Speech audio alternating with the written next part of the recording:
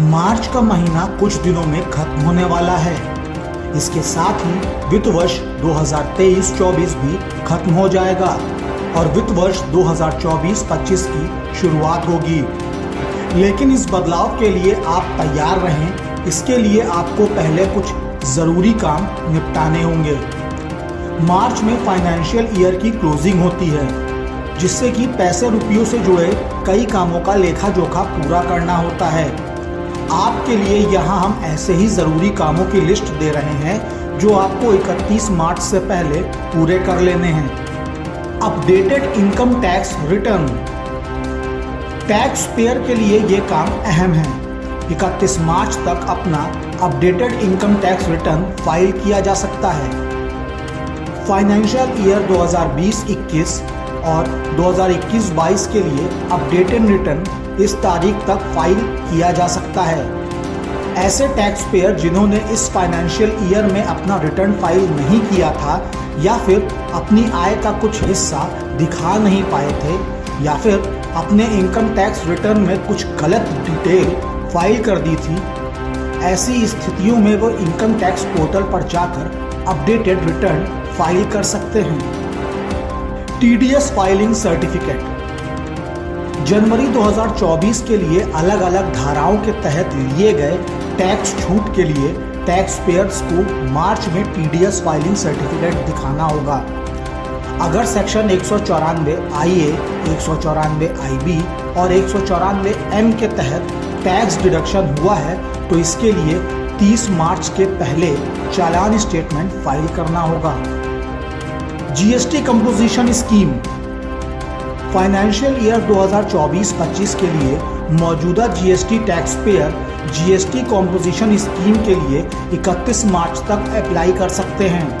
एक निश्चित टर्नओवर वाले पात्र बिजनेस टैक्स पेयर इस स्कीम के लिए आवेदन डाल सकते हैं, जो कि एक ज़्यादा सिंप्लीफाइड टैक्स स्ट्रक्चर स्कीम है। इसके लिए उन्हें CMP 02 फॉर्म भरना होगा। ऐसे जीएसटी टैक्स पेयर जिनका सालाना टर्नओवर 1.5 करोड़ रुपए है वो इस स्कीम के तहत अप्लाई कर सकते हैं। कुछ स्पेशल कैटेगरी के तहत इसे 75 लाख रखा गया है। रेस्टोरेंट के लिए जहां ये 1.5 करोड़ है, वहीं दूसरे सर्विस प्रोवाइडर्स के लिए 50 लाख है।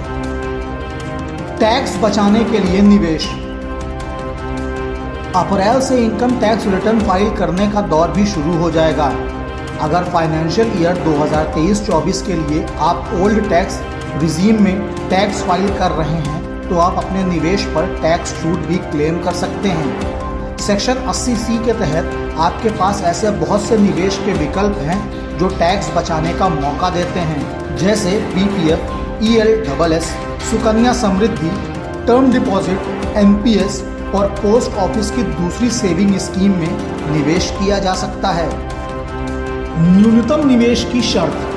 PPF और सुकन्या समृद्धि सहित ऐसी ही दूसरी सरकार समर्थित योजनाओं में निवेश कर रखा है तो आपको अपने अकाउंट में हर वित्तीय वर्ष में एक न्यूनतम राशि डालनी ही होती है। PPF में आपको एक साल में न्यूनतम 500 रुपये और SSY में 250 रुपये तक का निवेश करना ही होता है। अगर आप ऐसा नहीं करते हैं तो आपके अकाउंट को डिफॉल्ट घोषित किया जा सकता है और आपको इस पर जुर्माना देना पड़ सकता है। FASTag KYC update. FASTag users के लिए भी 31 मार्च की डेट ज़रूरी है। National highway authority of India ने यूजर्स के लिए फास्टैग की KYC डिटेल्स अपडेट करने के लिए डेडलाइन बढ़ा दी है। पहले इसके लिए आखिरी तारीख 29 फरवरी थी, जिसे अब 31 मार्च कर दिया गया है। आप अपने फास्टैग कंपनी के हिसाब से नेशनल इलेक्ट्रॉनिक टोल कलेक्शन की वेबसाइट या फिर Indian highways management company limited के पोर्टल पर जाकर अपने फास्टैग की KYC डिटेल्स अपडेट कर सकते हैं। ऐसा ना करने की स्थिति में 1 अप्रैल से आपका फास्टैग अकाउंट और डिवाइस अवैध हो जाएंगे। ब्यूरो रिपोर्ट संदेश वहा।